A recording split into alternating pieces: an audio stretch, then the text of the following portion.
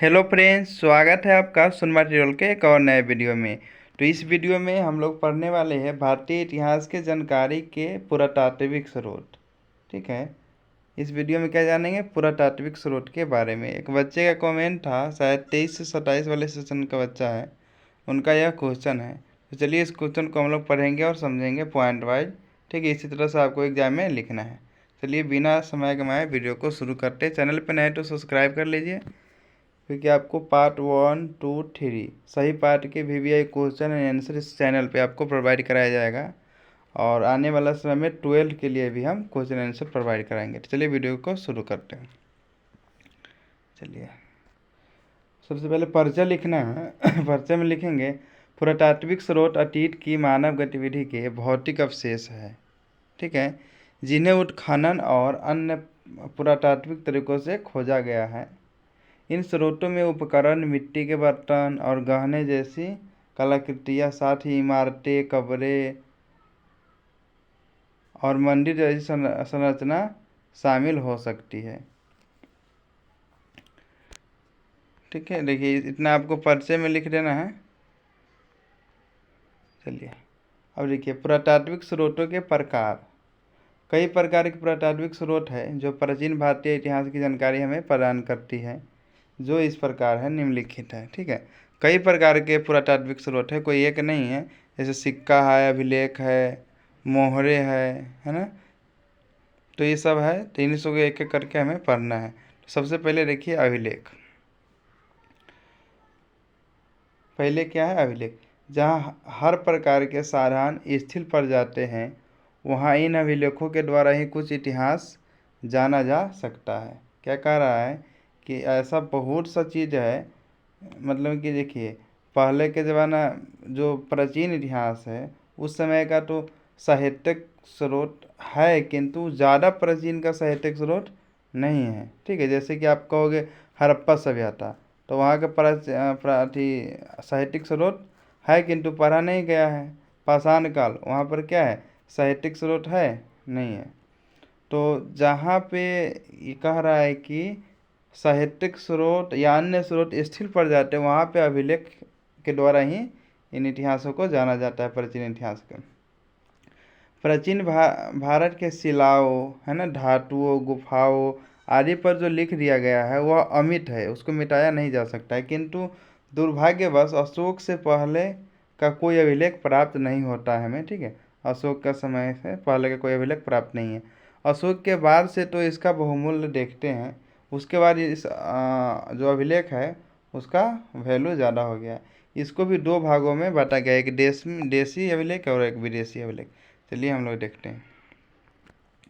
देसी अभिलेख जो अपने देश में है और जो विदेशी अभिलेख जो बाहर में अभी स्थित है। ठीक है, देखिए भारत के देसी अभिलेखों का आरंभ अशोक के काल में होता है। ठीक है, अशोक के काल में जनता जरांधर को कष्टों से मुक्ति के लिए, सुंदर मार्ग पर लाने के लिए तथा राजा और प्रजा के बीच संबंध स्थापित करने के लिए संपूर्ण राज्य के कोने कोने को स्तंभों तथा शिलाओं का जाल बिछा दिया गया, जिससे अशोककालीन सभ्यता एवं संस्कृति पर प्रकाश पड़ता है। इसी प्रकार समुद्रगुप्त की प्रयाग प्रशस्ति से उनके दिग्विजयों का वर्णन मिला है। हाथी गुफा का अभिलेख खरला राजाओं पर पूर्ण प्रकाश डालता है। देखिए है क्या, जैसे कि जो अभिलेख की जो परंपरा है वो भले ही पुरानी हो, किंतु इसका विशेष महत्व कब होता है? जो अशोक के काल में। जैसे कि आप लोगों को पता है, जैसे कलिंग युद्ध अशोक हार जाता है, उसके बाद ये एकदम मार काट अहिंसा को छोड़, मतलब हिंसा को छोड़ देता है। ठीक है, और जैन बौद्ध धर्म भी अपना लेता है।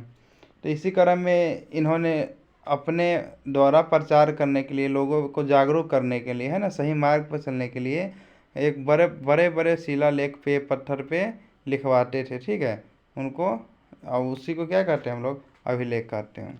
इस तरह समुद्रगुप्त ने एक प्रयाग प्रशस्ति अभिलेख है जिसको हरिसेन ने लिखा है। ठीक है, तो उस पर उनकी जो विजय के बारे में, जो विजय अभियान है उसके बारे में चर्चा है। इसी तरह हाथी गुफा अभिलेख है, इससे भी मौर्य वंश की जानकारी मिलता है। इसलिए विदेशी अभिलेख में देखिए असंख्य देशी अभिलेखों के अलावा कुछ विदेशी अभिलेख भी प्राप्त है जो हमारे इतिहास पर प्रचुर प्रकाश डालते हैं। इसमें एशिया माइनर के बोगाज कोई का अभिलेख, ये हमारे जो बोगाज कोई का अभिलेख है 1400 ईसा पूर्व है, मतलब पुराना है। ठीक है, ये इससे हमें वैदिक सभ्यता की जानकारी मिलती है, जिसमें वैदिक देवताओं का उल्लेख किया गया है। आर्यों के आक्रमण का बोध, एक मिनट, यहाँ से आर्यों के आक्रमण का बोध इस समय अभिलेख से होता है। पर्सिफोलस और ईरान के अभिलेखों से ही भारत और ईरान की जो व्यापारिक संबंध है, जो पारस्परिक संबंध है, उसका जानकारी हमें मिलता है। ठीक है, तो ये हो गया अभिलेख। दूसरा स्मारक या भवन कह लेते हैं, जो प्राचीन भवन है या स्मारक है, उससे भी हमें प्राचीन सभ्यता संस्कृति यानी प्राचीन इतिहास के बारे में जानकारी मिलती है। ठीक है, प्राचीन काल में बहुतेरे से भवनों का निर्माण हुआ, बहुत भवन का निर्माण हुआ, परंतु समय परिवर्तन के साथ ये सभी जमीन के अंदर दब गए। बिल्कुल, उत्खनन से प्राप्त मंदिरों एवं महलों में विभिन्न प्रकार की शैली को देखा गया है। ठीक है, जिसमें नागर एवं द्राविड़ शैली प्रमुख था। नागर शैली का विस्तार मुख्य रूप से उत्तर भारत में तथा द्रविड़ शैली का विस्तार दक्षिण भारत में था। ठीक है, सर्वाधिक मात्रा में दक्षिण पूर्व एशिया में मंदिरों, स्मारक एवं स्तूपक अवशेष मिले हैं। इनमें सबसे प्रमुख जावा का प्रसिद्ध स्मारक बोरोबुदुर है, जिससे हमें प्राचीन इतिहास के बारे में जानकारी मिलती है। ठीक है, चलिए आगे। ठीक है, हम तेज़ी में पढ़ रहे कि वीडियो लंबी ना हो। ठीक है, आप लोग तो बस कॉपी में उतार के सुनिए या नहीं, पर कॉपी में उतार के एक बार पढ़ लीजिएगा, आपका काम हो जाएगा। ठीक है, मूर्तियाँ। ठीक है, मूर्ति से भी हमें जानकारी मिलती है। कुछ शासकों ने अपने शासनकाल में विभिन्न प्रकार की मूर्तियाँ बनवाया हैं, जो प्राचीन भारतीय इतिहास के स्रोत के रूप में सामने आया है। ठीक है, यानी मूर्ति, इन शासकों में कुषाण एवं गुप्त शासक प्रमुख है। कुषाण शासक मूर्ति पर विदेशी प्रभाव इतिहास के स्रोत के रूप में सामने आया है। इन शासकों में कुषाण एवं गुप्त शासक प्रमुख है, 2 बार लिखा गया है, इस बार को ध्यान रखिए। यहाँ से या तो एक इसको काट दीजिए। ठीक है, हाँ, यहाँ से पढ़ लेते। इन शासकों में कुषाण एवं गुप्त शासक प्रमुख है। कुषाण शासक की मूर्तियों पर विदेशी प्रभाव आर्थिक दर्शाए गए हैं। प्राचीन इतिहास के स्रोत के आधार पर मूर्ति कला केंद्र के रूप में भी भरहुट, बोधगया एवं सांची प्रमुख स्थल है। यहाँ पे है ना, मूर्ति का ज़्यादा है, मतलब यहाँ पे ज़्यादा बनाया गया है, बोधगया में, भरहुट में एवं सांची में। ठीक है, चलिए। सिक्कों से भी बड़ी सहायता, मतलब प्राचीन इतिहास के बारे में जानकारी की बड़ी सहायता मिलती है। वास्तव में ईसा पूर्व 2री शताब्दी से ईसवी सन की 3री शताब्दी तक के इतिहास की जानकारी के मुख्य स्रोत सिक्के ही हैं। ठीक है, हिंद यूनानी शासकों के बारे में भी हमें मुद्राओं से जानकारी मिलती है। गुप्तकालीन सिक्कों से गुप्त शासकों की शासन व्यवस्था, उनके व्यक्तिगत गुणों एवं उनकी धार्मिक प्रवृत्तियों की भी जानकारी हमें मिलती है। लेकिन दोस्तों, वीडियो लंबी होने की वजह से हम तेज़ पढ़ रहे हैं और समझा भी नहीं पा रहे हैं, क्योंकि वीडियो लंबी होती है तो आप लोग क्या कोई भी नहीं देखता है। ठीक है, सिक्कों का ऐतिहासिक महत्व, राजाओं के बारे में जानकारी। ठीक है, सिक्कों का जो ऐतिहासिक महत्व है, हमें राजाओं के बारे में भी जानकारी मिली। जैसे कि देखिए, सिक्कों पर मिलने वाले राजाओं के नाम है ना, राजा सब है ना, अपना अपना नाम लिखवा दो सिक्के पर। विरुद्ध, तिथि, राज चिन्ह आदि से इतिहास में राजाओं की वंश परंपरा, उनकी उपलब्धियों, उनके शासनकाल तथा उनके राजनीतिक एवं धार्मिक विचार निश्चित करने में सहायता मिलती है। इसके अलावा विदेशी शासकों के बारे में जानकारी है ना, 200 ईस्वी पूर्व से 1 ईसा पूर्व के मध्य लगभग 30 हिंद यूनानी शासकों ने पंजाब प्रदेश पर शासन किया। इसके विषय में भी हमें मुद्राओं से जानकारी मिलती, क्योंकि वो लोग आते थे तो सब अपना अपना सिक्का चलाते थे, अपने अपने काल में अपना अपना नाम मोहर लगाते थे। ठीक है, आगे देखिए।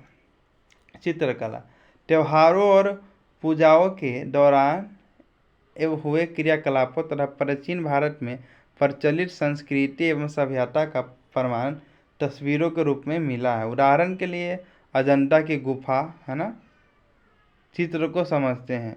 इस चित्र में माता एवं पुत्र के बीच संबंध तथा राजकुमारियों का चित्रण किया गया है, जिसका वर्तमान भारत के साथ एक अच्छा संबंध स्थापित किया जा सकता है। ठीक है, ये सब प्रमुख स्रोत था, आप लोग अच्छे से लिख लीजिएगा। अगर PDF चाहिए तो कमेंट करें, ठीक है। Thanks for watching video, this video. मिलते हैं नेक्स्ट वीडियो में।